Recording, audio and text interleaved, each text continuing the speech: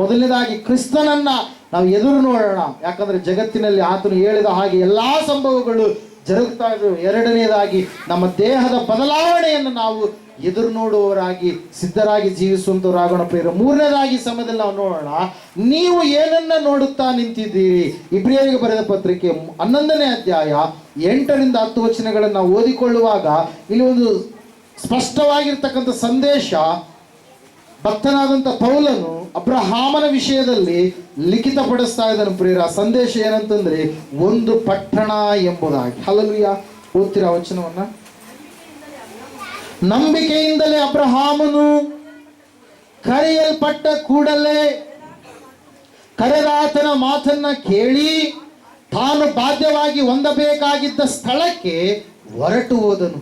ತಾನು ಹೋಗಬೇಕಾದ ಸ್ಥಳವು ಯಾವುದೆಂದು ತಿಳಿಯದೇ ಹೊರಟನು. ನಂಬಿಕೆಯಿಂದಲೇ ಅವನು ವಾಗ್ದಾತ ದೇಶಕ್ಕೆ ಬಂದಾಗ ಅಲ್ಲಿ ಅನ್ಯ ದೇಶದಲ್ಲಿ ಇದ್ದವನಂತೆ ಡೇರೆಗಳಲ್ಲಿ ಇದ್ದುಕೊಂಡು ಪ್ರವಾಸಿಯಾಗಿ ಬದುಕಿದನು. ಅದೇ ವಾಗ್ದಾನಕ್ಕೆ ಸಹಬಾಧ್ಯರಾಗಿದ್ದ ಇಸಾಕನು ಯಾಕೋಬನು ಅವನಂತೆಯೇ ಡೇರೆಗಳಲ್ಲಿ ವಾಸಿಸಿದರು. ಯಾಕಂದರೆ ಅವನು ಶಾಶ್ವತವಾದ ಅಸ್ತಿವಾರಗಳುಳ್ಳ ಪಟ್ಟಣವನ್ನ, ಅಂದರೆ ದೇವರು ಸಂಕಲ್ಪಿಸಿ ನಿರ್ಮಿಸಿದ ಪಟ್ಟಣವನ್ನ ಎದುರು ನೋಡುತ್ತಾ ಇದ್ದನು ಎಂಬುದಾಗಿ. ಹಲ್ಲೆಲೂಯಾ. ಇಲ್ಲಿ ನಾವು ನೋಡ್ತಾ ಇದ್ದೇವೆ ಪ್ರಿಯರೇ, ದೇವರ ವಾಕ್ಯ ಹೇಳ್ತಾ ಇದೆ, ಸತ್ಯವೇದ ಹೇಳ್ತಾ ಇದೆ, ದೇವರು ಒಂದು ಪಟ್ಟಣವನ್ನು ನಿರ್ಮಿಸಿದಾನೆ. ಏನನ್ನು ನಿರ್ಮಿಸಿದಾನೆ?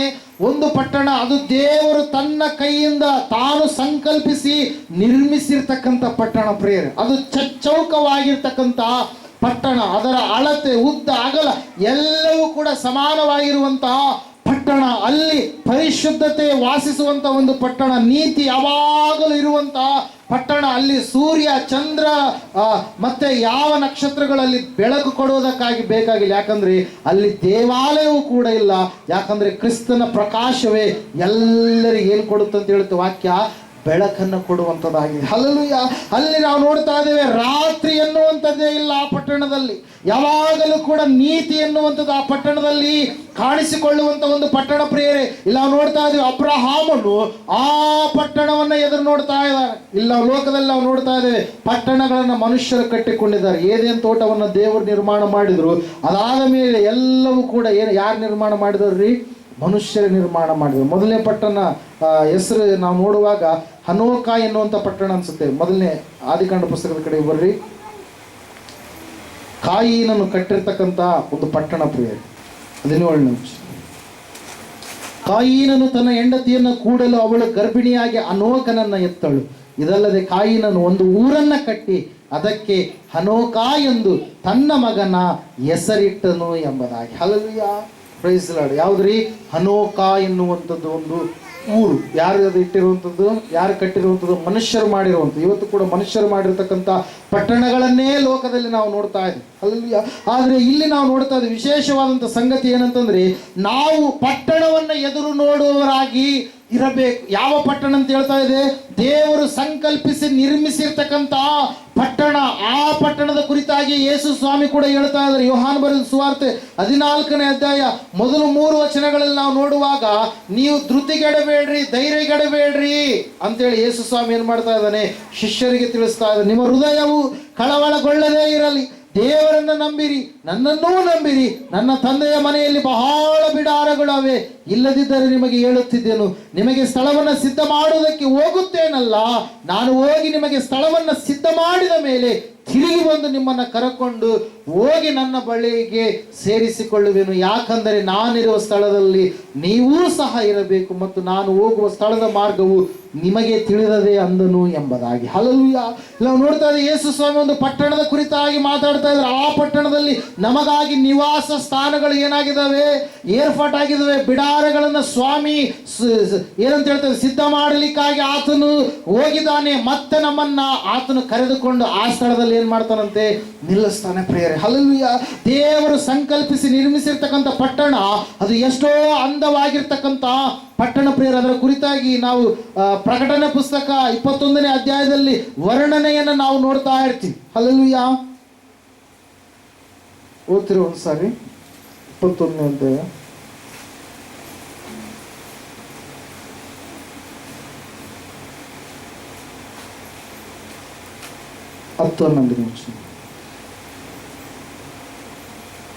ಯೆರೂಸಲೇಮ್ ಎಂಬ ಪರಿಶುದ್ಧ ಪಟ್ಟಣವು ದೇವರ ತೇಜಸ್ಸುಳ್ಳದಾಗಿ ಪರಲೋಕದೊಳಗಿಂದ ದೇವರ ಕಡೆಯಿಂದ ಇಳಿದು ಬರುವುದನ್ನು ನನಗೆ ತೋರಿಸಿದನು. ಪಟ್ಟಣದ ಪ್ರಕಾಶವು ಅಮೂಲ್ಯ ರತ್ನದ ಪ್ರಕಾಶಕ್ಕೆ ಸಮಾನವಾಗಿತ್ತು. ಥಳಥಳಿಸುವ ವಜ್ರವೋ ಎಂಬಂತೆ ಕಾಣಿಸಿತು.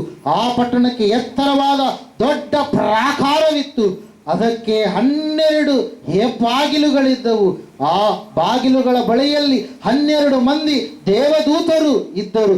ಅವುಗಳ ಮೇಲೆ ಇಸ್ರಾಯೇಲರ 12 ಕುಲಗಳ ಹೆಸರುಗಳು ಬರೆದಿದ್ದವು. ಪೂರ್ವ ದಿಕ್ಕಿನಲ್ಲಿ 3 ಬಾಗಿಲು, ಉತ್ತರ ದಿಕ್ಕಿನಲ್ಲಿ 3 ಬಾಗಿಲು, ದಕ್ಷಿಣ ದಿಕ್ಕಿನಲ್ಲಿ 3 ಬಾಗಿಲು, ಪಶ್ಚಿಮ ದಿಕ್ಕಿನಲ್ಲಿ 3 ಬಾಗಿಲುಗಳು ಇದ್ದವು. ಪಟ್ಟಣದ ಪ್ರಾಕಾರಕ್ಕೆ 12 ಅಸ್ಥಿವಾರಗಳಿದ್ದವು. ಅವುಗಳ ಮೇಲೆ ಯಜ್ಞದ ಕುರಿಯಾದಾತನ 12 ಮಂದಿ ಅಪೊಸ್ತಲರ ಹೆಸರುಗಳು ಇದ್ದವು. ನನ್ನ ಸಂಗಡ ಮಾತಾಡುತ್ತಿದ್ದವನು ಆ ಪಟ್ಟಣವನ್ನು, ಅದರ ಬಾಗಿಲುಗಳನ್ನು, ಅದರ ಪ್ರಾಕಾರವನ್ನು ಅಳತೆ ಮಾಡುವುದಕ್ಕಾಗಿ ತನ್ನ ಕೈಯಲ್ಲಿ ಚಿನ್ನದ ಅಳತೆ ಕೋಲನ್ನ ಹಿಡಿದಿದ್ದನು. ಪಟ್ಟಣವು ಚಚ್ಚೌಕವಾಗಿದೆ, ಅದರ ಉದ್ದವು ಅದರ ಅಗಲದಷ್ಟಿದೆ. ಅವನು ಆ ಪಟ್ಟಣವನ್ನು ಕೋಲಿನಿಂದ ಅಳತೆ ಮಾಡಿದನು. ಅಳತೆಯು 1200 ಮೈಲಿ ಆಯಿತು ಎಂಬುದಾಗಿ. ಹಲ್ಲೆಲೂಯಾ. ಮುಂದೆ ನೋಡ್ತಾ ಇರ್ತೀವಿ ವಾಕ್ಯದಲ್ಲಿ 21, 22 ನಾವು ಓದುವಾಗ ಆ ಪಟ್ಟಣದ ಕುರಿತಾಗಿ ಅನೇಕ ವಿಷಯಗಳನ್ನು ದೇವರು ಏನು ಮಾಡಿದ್ದಾರೆ, ಭರಿಸಿದ್ದಾರೆ ಪ್ರೇಯರ್. ಹಲ್ಲೆಲೂಯಾ. ಅಮೂಲ್ಯವಾದಂಥ ರತ್ನಕ್ಕೆ ಅದು ಪ್ರಕಾಶಮಾನವಾದಂಥ ರೀತಿಯಲ್ಲಿ ಸರಿ ಸಮಾನವಾಗಿರುವಂಥ ಒಂದು ಪಟ್ಟಣ. ವಜ್ರ, ವೈಡೂರ್ಯ, ಪಚ್ಚೆ ಮತ್ತೆ ಗೋಮೇಧಿಕ ಅನೇಕವಾದ ಪದ್ಮರಾಗಗಳಿಂದ ಕಟ್ಟಿರ್ತಕ್ಕಂಥ ಪಟ್ಟಣ ಪ್ರೇಯರ್. ಅದು ಯಾರಿಗೋಸ್ಕರವಾಗಿ ದೇವರು ಕಟ್ಟಿದ್ದಾನೆ ಹೇಳ್ರಿ? ಯಾರಿಗೋಸ್ಕರವಾಗಿ ಕಟ್ಟಿದ್ದಾನೆ? ನಮಗೋಸ್ಕರವಾಗಿ. ಯಾರಿಗೋಸ್ಕರವಾಗಿ ರೀ? ನಮಗೋಸ್ಕರವಾಗಿ. ಯೇಸು ಸ್ವಾಮಿ ಹೇಳ್ತಾ ಇದ್ದಾರಲ್ವಾ, ನಾನು ನಿಮಗೆ ಹೋಗಿ ಬಿಡಾರಗಳನ್ನ ಸಿದ್ಧ ಮಾಡ್ತಾ ಇದ್ದೇನೆ ಎಂಬುದಾಗಿ. ಆ ಬಿಡಾರಗಳು ಅವೇ ಪ್ರಿಯರೇ. ಹಲ್ಲೆಲೂಯಾ. ಎಲ್ಲರೂ ಗಟ್ಟಿಯಾಗಿ ಚಪ್ಪಳೆ ಹೊಡೆದು ದೇವರನ್ನ ಮಹಿಮೆಪಡಿಸೋಣ. ದೇವರ ವಾಕ್ಯ ಹೇಳ್ತಾ ಇದೆ, ಸತ್ಯವೇದ ಹೇಳ್ತಾ ಇದೆ, ಈ ಲೋಕದಲ್ಲಿ ಮನುಷ್ಯರು ಕಟ್ಟಿರ್ತಕ್ಕಂಥ ತಾಜ್ ಮಹಲ್ ಎಷ್ಟೋ ಸುಂದರವಾಗಿ ಕಾಣ್ತಾ ಇರಬೇಕಾದ್ರೆ, ಈ ಲೋಕದಲ್ಲಿ ಕೆಲವೊಂದು ಪ್ಯಾಲೇಸ್ಗಳು ಎಷ್ಟೋ ಅಂದ ಚಂದವಾಗಿ ಕಾಣ್ತಾ ಇರಬೇಕಾದ್ರೆ, ದೇವರು ತನ್ನ ಮಕ್ಕಳಾದಂಥ ನಮಗೋಸ್ಕರವಾಗಿ ಕಟ್ಟಿ ನಿರ್ಮಿಸಿ ಸಂಕಲ್ಪಿಸಿರ್ತಕ್ಕಂಥ ಆ ಪಟ್ಟಣ ಇನ್ನೂ ಎಷ್ಟೋ ಸುಂದರವಾಗಿರುವಂಥ ಪಟ್ಟಣ ಪ್ರೇರ. ಅದಕ್ಕಾಗಿ ದೇವರ ವಾಕ್ಯದಲ್ಲಿ ನಾವು ನೋಡ್ತಾ ಇದ್ದೇವೆ. ಅದಕ್ಕಾಗಿ ಸತ್ಯವೇದ ಸ್ಪಷ್ಟವಾಗಿ ನಮಗೆ ತಿಳಿಸ್ತಾ ಇದೆ. ಏನಂತೇಳಂತಂದ್ರೆ, ಆ ಪಟ್ಟಣದಲ್ಲಿ ನಾವು ಸದಾ ಕಾಲ ವಾಸಿಸಬೇಕಂತೇಳಿ ದೇವರು ಏನು ಮಾಡಿದ್ದಾನೆ, ಸಂಕಲ್ಪ ಮಾಡಿದ್ದಾನೆ ಪ್ರೇರೆ. ನಾವು ದೇವರ ವಾಕ್ಯದಲ್ಲಿ ನಾವು ನೋಡ್ತಾ ಇದ್ದೇವೆ. ಆ ಪಟ್ಟಣದ ಕುರಿತಾಗಿ ಒಂದು ಸಾರಿ ಅದನ್ನು ನೀವು ಆಲೋಚನೆ ಮಾಡ್ತೀರಾ? ಹಲ್ಲೆಲೂಯಾ. ಬೆಂಗಳೂರಾಗ ಸೈಟ್ ತೊಗೊಬೇಕು, ಮಂಗಳೂರಾಗ ಸೈಟ್ ತೊಗೊಬೇಕು, ಆ ಸಿಟಿಯಲ್ಲಿ ಸೈಟ್ ತೊಗೊಬೇಕಂತೇಳಿ ಆಲೋಚನೆ ಮಾಡ್ತೀವಿ. ಆದರೆ ನಿಜವಾದಂಥ ಸೈಟ್ ನಮ್ದು ಎಲ್ಲಿರ್ಬೇಕ್ರಿ?